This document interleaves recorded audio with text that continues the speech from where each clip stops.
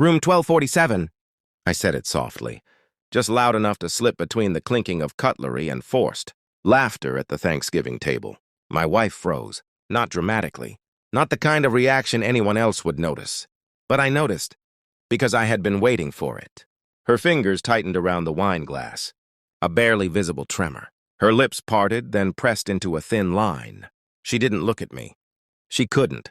Across the table, my son kept talking about work. My daughter-in-law laughed too loudly at something that wasn't funny. The room was warm, full of food and noise and artificial comfort. But for her, it turned cold. I leaned back in my chair, watching her like I was watching a stranger. Because that's what she had become. A stranger who had shared my bed, my life, my name. "Is something wrong?" my son asked her. She shook her head quickly. Too quickly. "No, just tired." Tired. I almost smiled. Because I knew exactly what she had been doing in room 1247. And more importantly, who she had been doing it with. I picked up my fork again, calm, precise, calculated. And for the first time in months, I felt something close to peace. Because the truth was no longer a question. It was a weapon.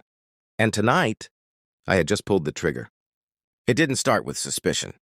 It started with silence. The kind of silence that doesn't belong in a marriage.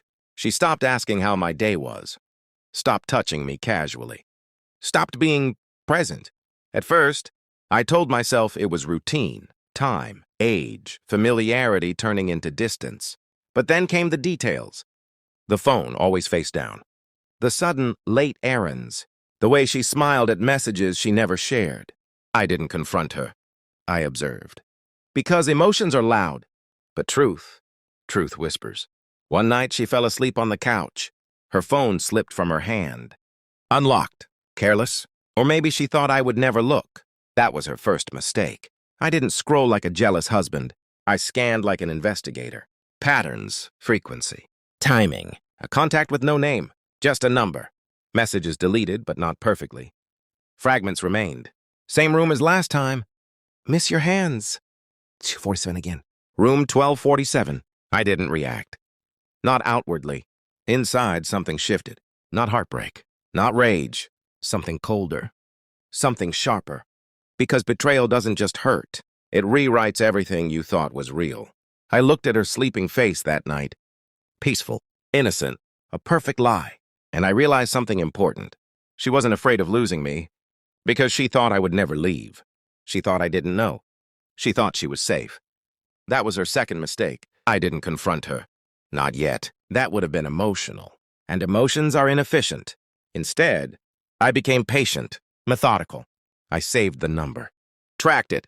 Cross-referenced it with hotel bookings. It didn't take long. A business hotel on the edge of the city. Anonymous. Predictable. Room 1247 wasn't random. It was routine. Every second Thursday. Every time I had a late meeting, I almost admired the symmetry. I followed her once. Just once. Not to catch her, but to confirm. She walked into the hotel without hesitation. No fear, no guilt. That told me everything. People who feel guilt look around. She didn't. Because in her mind, she wasn't doing anything wrong. Or worse. She didn't care if she was. I didn't go inside. I didn't need to. I already knew. Instead, I sat in my car, hands steady, breathing slow, reconstructing my life piece by piece. Every memory. Every laugh, every promise, rewritten, corrupted, fake. But I didn't break.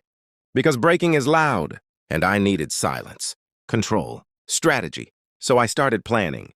Not revenge driven by anger, but justice built on precision.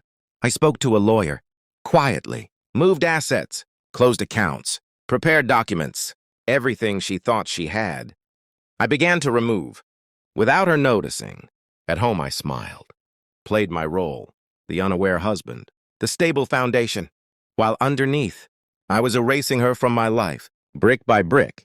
By the time she realized, there would be nothing left to hold on to. The final confirmation came in an envelope. Printed. Clean. Undeniable. Hotel logs. Entry times. Room access. 2 names. Hers. And his. I didn't feel anything when I read it. No anger.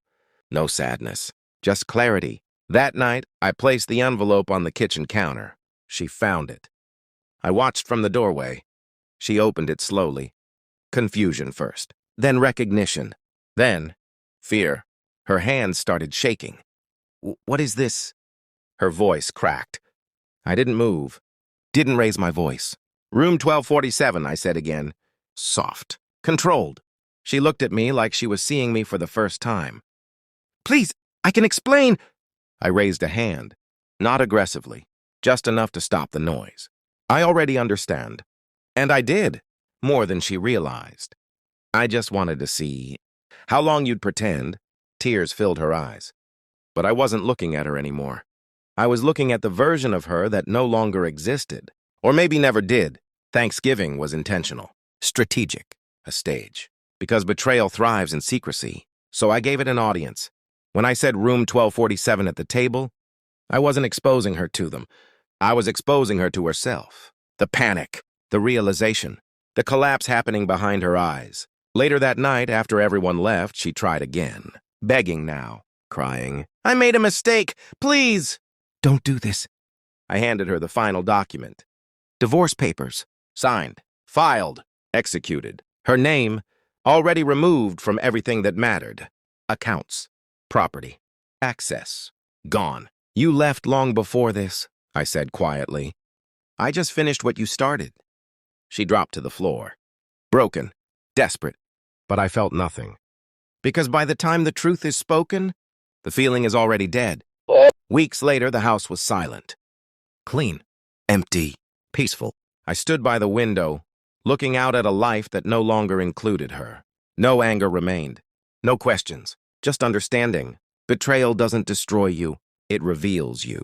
And what it revealed in me was not weakness, but control. She lost everything she thought she owned, and I lost nothing that was ever real. I picked up my phone, ignored the missed calls, closed the past. And for the first time in a long time, I wasn't reacting. I was choosing. Because in the end, she didn't lose me when I found out. She lost me the moment she thought I never would.